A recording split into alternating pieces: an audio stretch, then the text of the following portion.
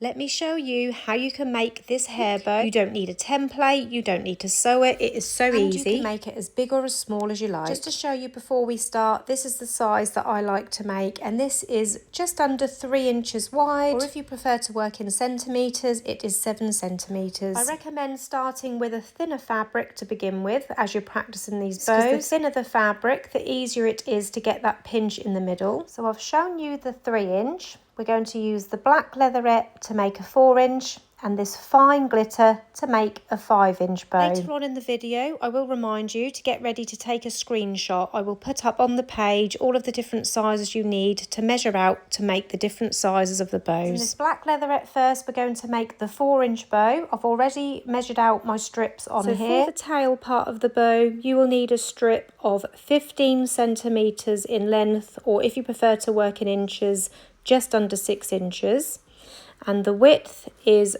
4.5 centimetres, or again in inches, 1.5 inches wide. And for the bow loops, you need the same width, 4.5 centimetres or 1.5 inch, and in length you need 21 centimetres, or this works out to 8.27 inches in length. Using a good quality sharp pair of scissors, cut out those 2 strips. I will link all of the products that I use, including the scissors, in the description below. I've also cut a piece of this mirrored leatherette fabric for my centre strip. This is around 1 centimetre wide and 5 centimetres or 2.5 inches in length. So starting with the loops of the bow, we're going to pick up the longer strip, so the 21 centimetre strip, and we're going to find the centre by folding it in half and just give it a little squeeze with your fingers to mark a crease where that centre is.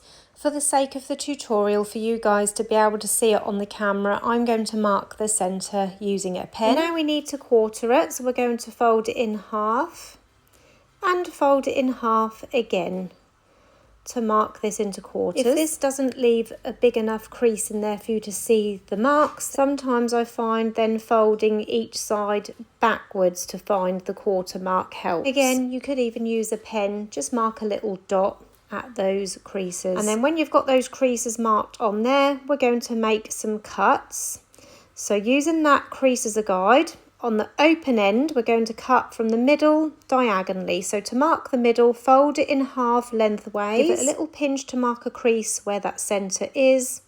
And then from that centre point, I'm going to cut down diagonally to that crease we made at that quarter point. So cut down diagonally. Then the same on the other side. This time I'm starting from that quarter crease up to the point. So when you open it up, it should look like this. And now we're ready to fold our crease in the middle, or the pinch. So we're aiming for a triple pinch. So we're going to fold it in half lengthways to begin with to create that first hill, should we say, in the middle. We're aiming for 3 hills, 2 valleys, and then we're going to bring the next side up and then fold the outside down, and the other side fold it up and then down, so it's like a little concertina in the middle. So we've got those 2 little valleys and those 3 peaks, keeping that tightly pinched together with your thumb and finger whilst we get a piece of thread to hold that all together. Taking the thread, I'm going to place it under my thumb, trying to keep that pinch tightly in place, and then I'm going to start wrapping this thread around that centre several times. I'm leaving a little bit of a tail, as you can see, to tie off, making sure it's tightly in place, and then knot it off on the underside, trimming away the excess thread.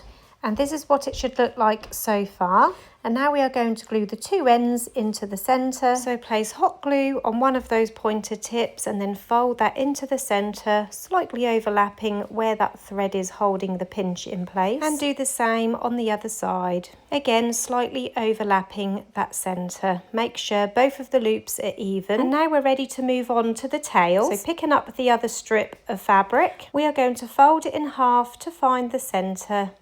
And then from that open edge, we are going to start to cut the tail shapes. We're going to cut from the bottom corner up at a curved angle. So taking my sharp fabric scissors on that open end, starting from that bottom corner, adding a slight curve as I cut that angle. So this is what it looks like when you open it out. And now we're ready to add in that triple pinch in the centre, the same way as we did the loops. So making a hump in the middle and then another hump on either side, so that concertina effect in the middle, and again using a nice piece of strong thread to hold that all tightly in place.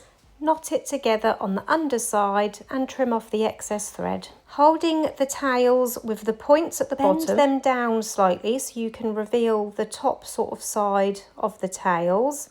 And that is where we are going to place our glue so it fits on the bottom of the loop. So place some glue on that top middle of the tails.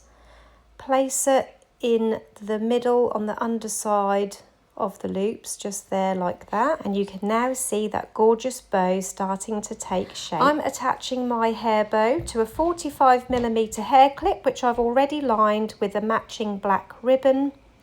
I'm placing some hot glue on that clip and placing it underneath the bottom of the bow, and then to finish it off with that lovely mirrored centre strip, so adding a bit of glue on the one end, the clip, and place that underneath central to the hair bow, wrapping that around the middle front of the bow, bringing it all the way around the front. I do like to add a little bit of hot glue just on that front part to hold that in place to hide the thread. Continuing around to the back of the bow, trimming off any excess if you need to, but this is long enough as you can see, and then adding hot glue, finishing it off underneath that clip. And that is the 4-inch version of this bow. And then of course I went on to make a 5-inch version so I can show you them all together. So this rainbow one is the 5-inch, which is also the same as 12 centimeters, and it is roughly the same in length as it is wide.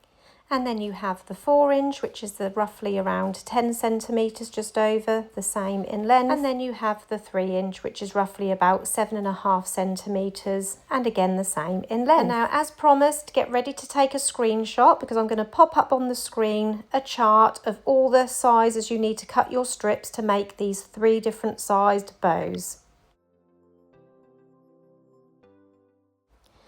I hope you enjoyed this tutorial. If you did, please hit the like button.